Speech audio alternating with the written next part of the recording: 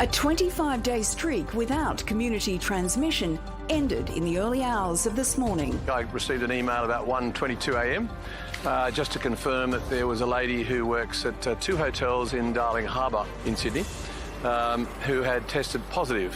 Those hotels are the Ibis and the Novotel, the latter a quarantine hotel. The case also travelled from Minto to Central on the train and also on the light rail from Central to Darling Harbour on a number of occasions whilst potentially infectious.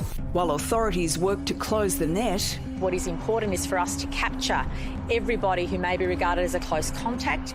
The infections put Australia's hotel quarantine program in the spotlight again. 30,000 Australians want to come back, and they're coming back from high-risk countries.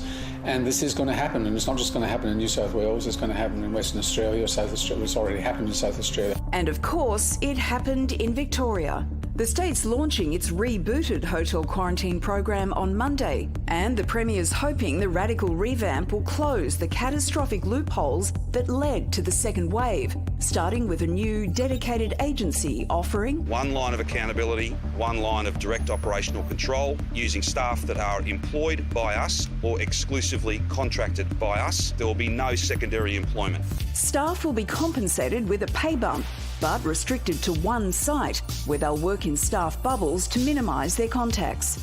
There will be testing of staff every single day. Their family members will be offered a test every week. We will advance contact trace all of those staff so we know who they live with and what those people do for a living. For return travellers, any positive cases will be moved into designated health hotels, and the contentious private security experiment is over. So does New South Wales need to match Victoria's new gold standard?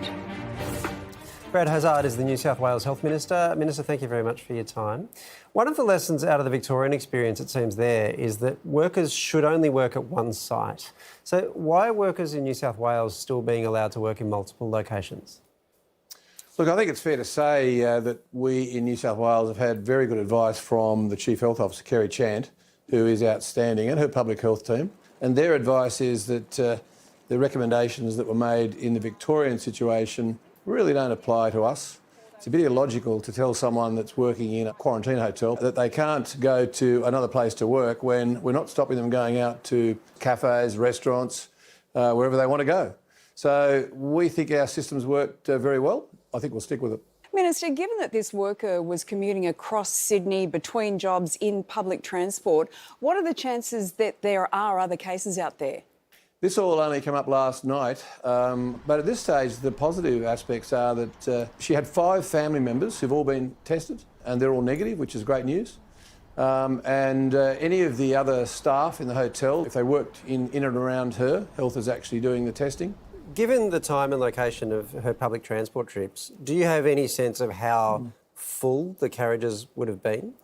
It's been a bit challenging to know the full detail of that. The lady has indicated to our public health team that she did wear a mask on and off in the journey, depending on whatever she considered was appropriate. We don't know the full details of that, but people are people, they're normal people, and they don't remember exactly what we might have been doing with that precision. So our health teams are working with her to try and get to the bottom of some of those aspects. Minister, would this possibly delay the next round of eased restrictions? Is that Peter? It is. We're thinking that we'll still be able to proceed, but over the next couple of days we'll have some clarity, particularly once those genomic studies come back, and we'll have a better idea. But I'm keen, the Premier's keen to move forward and try and free up those restrictions, particularly the one person per 4 square metre. We've dropped that to 1 person per 2 square metre, and we've taken away the caps for people in churches and weddings and funerals. And of course, great news. People can finally dance. I mean, that's a relief. I've had so many letters on that one issue. Can we dance at our wedding? And the other thing that's really good is, not that I've been to a nightclub for quite a while, but the nightclubs now can open, but still sticking with the 1 in 4, 1 person per 4 square metre, and sitting down. So it's a little different experience. Minister, to commemorate that, would you like to give us a little jig at the moment, perhaps? The Macarena, that's always popular with politicians. Yeah, no, I'll pass on that. I was tempted today in one of the press conferences when a journalist asked me whether I could do anything, and I thought, well, I could do a basic cha-cha, and I'm not too bad at that, but you know what? I don't want to see the vision, so you can imagine what it might be like, guys, if that's all right. Minister, why don't you recreate for us what somebody can do in a nightclub with no one around for 4 square metres sitting down? If I did that, I reckon the entire nightclub industry would probably close on the chance that I might show up at the nightclub, so I don't think I'll do it. Minister, thank you very much for joining us tonight. Pleasure, guys. Thanks very much. It occurred to me in the middle of that interview that we were asking a whole lot of questions about a case and getting all the details about a case. And then I just thought about if we were in the UK doing an interview with a health secretary, you couldn't do that. Like, that's Some of the problems level we're dealing with are good problems yeah, to have in they're a way. amazing. Yeah. The scale of it's really important to keep in mind. Yeah, it is. Although I do worry that New South Wales isn't going to, or there's no plans to review its hotel quarantine procedures when we've seen what has happened in Victoria as a New South Welsh woman. It's a bit like, come on, have another little look at it and make sure we are world class. From expert opinions to in-depth analysis and reporting, the Project YouTube brings you the biggest stories from Australia and around the globe. Hit the subscribe button now for news delivered straight to your feed.